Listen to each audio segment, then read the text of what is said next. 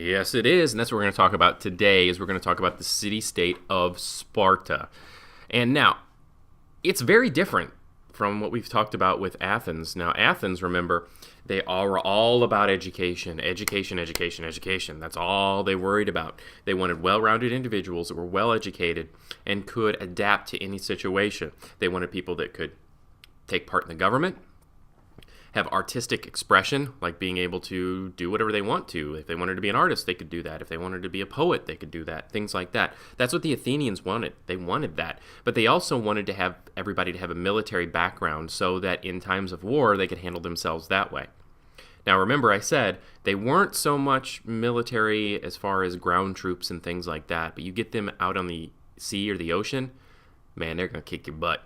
All right, but that's different, much different than what the state of Sparta is, and that's what we're going to talk about. Because if you go to Sparta and you start talking about poetry and art and all of those things, which there's nothing wrong with those things, probably in Sparta you're going to get your head clubbed in. Head's going to be bashed in a little bit. Going to be blood trickling down your head. I'm just saying. Okay, so that's what we're going to talk about today. Now, where is Sparta? Well, duh, look at the map. It's right there. Well, of course. But Google Earth, if you look at Sparta, as you can see there on the map, it says Sparta. Okay? That is what the modern-day name of the city of Sparta is, Sparti. But it's the same thing. Sparta in the ancient times, things like that. Okay? And now, as you can see from the map, it's on the very southern point of Greece. And this little area on the southern point of Greece is called Peloponnesus. And that's where Sparta was. Now, Athens was a little bit north on more of the mainland of Greece, and they were separated by that waterway a little bit, but they did not like each other. And we'll talk about why they didn't like each other a little bit later.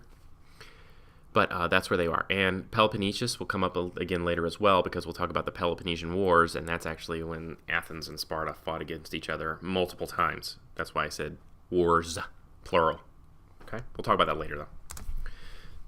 Now, Sparta was a military state, and it was much of a contrast between Athens and Sparta, where Athens was all about learning, being artistic, expressing yourself, things like that, being extremely smart. Spartans, not so much. They wanted to focus more on being a military state. They had no use for education.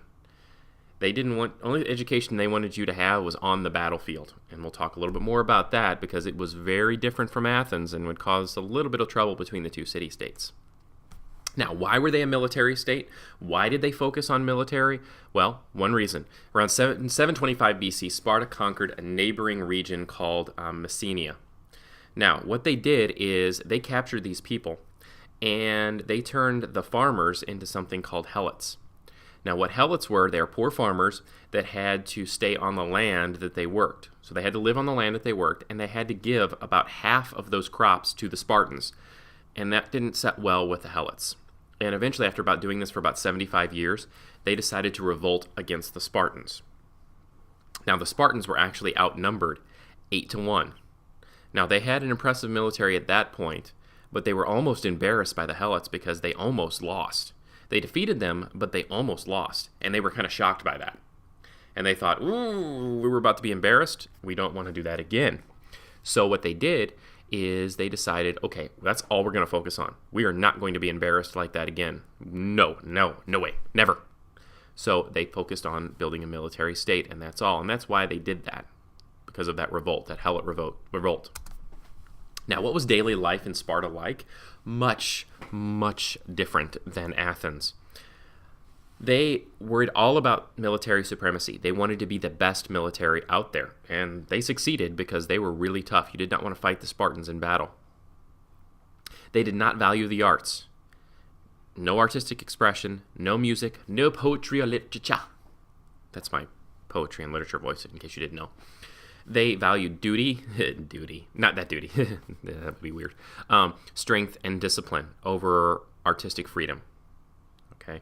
They did not want you doing that. If you were walking around talking about Homer and the Iliad, not Simpson, but they were talking about literature like Homer and things like that, and talking about poetry, spouting out poetry and how beautiful butterflies were or whatever like that, you'd probably get your head bashed in. It's a fact. All right, I'm not being funny. That's probably what would happen because they did not care for that at all. In fact, they thought that the Athenians who cared about all that stuff, being smart and literature and poetry and the arts and sciences and things like that, they thought they were a bunch of wimps. And they told them that they were a bunch of wimps. And that caused some problems later on. Now, men were expected to serve in the military from the time that they were 7 years old to the time that they were 60. And you're thinking, 60? Man, that's old. Well, those are some tough 60-year-olds. And the boys were taken away from their parents at 7. They lived in an army barracks together until they reached about the age of 30. They spent their days marching, exercising, learning how to fight. And all these activities had to do with being tough. And one example is that these boys, they wore light clothing, something like a light tunic. And what a tunic was it was basically one piece of clothes that went over your shoulders down and you wore a belt, and then it was only went to about your thighs, but was very light. And they had to sleep without blankets at night, no matter what the weather it was, on hard benches. You think that's pretty harsh. Well, the reason for that is they thought, hey, you know what? When you're in battle, you're going to be out there on the battlefield sleeping on the ground where it's cold and dark. You better get used to it because that's what's going to happen. There's not going to be a fluffy bed that you can sleep in. So it kind of made them tough. Their daily diet also consisted of a very coarse, very rough type of black, like porridge, something you'd hear about in a fairy tale, like, ooh, disgusting porridge, ugh. And they weren't given much of it. Now, in fact, this was a teaching tool as well. They told the Spartan soldiers that, hey, if that's not enough of this disgusting stuff and you're still hungry, steal it from your buddy.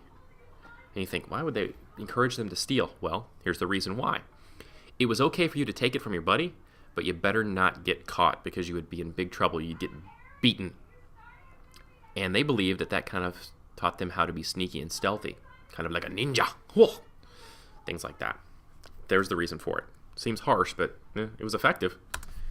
Now, Spartan girls, their life was much different than Athenian girls. Now, Athenian girls didn't go to school. They were taught at home by their mothers, but they were taught more about cooking, cleaning, how to keep a home, how to raise children, things like that. Spartan women, not so much. They ran, wrestled, and played sports. So they were very athletic and very, very tough. The girls were taught to put service of Sparta, to serve Sparta above everything else, even love of your family. And what they thought was that strong Spartan women were going to give birth to strong Spartan boys, therefore strong Spartan soldiers. And they often believed, there was something that the Spartan women often told their husbands or sons as they were going off to war. They told them, come back with your shield or on it. And basically that meant come home victorious, carrying your shield, or if you're going to fail, at least give your life to Sparta. Come back laying on top of your shield, them carrying you back on top of your shield. Pretty harsh, but that's what they believed. Now, that kind of ends what we were talking about with Sparta. That kind of gives you an idea of how Sparta was. Sparta was much different than Athens, as you can tell. So probably I'm going to ask you about what kind of contrast between the two and give some examples, because that's going to be important because you need to be able to contrast them. Remember? Contrast differences. And maybe we even can compare them a little bit and do that. So we're going to have a discussion all about that.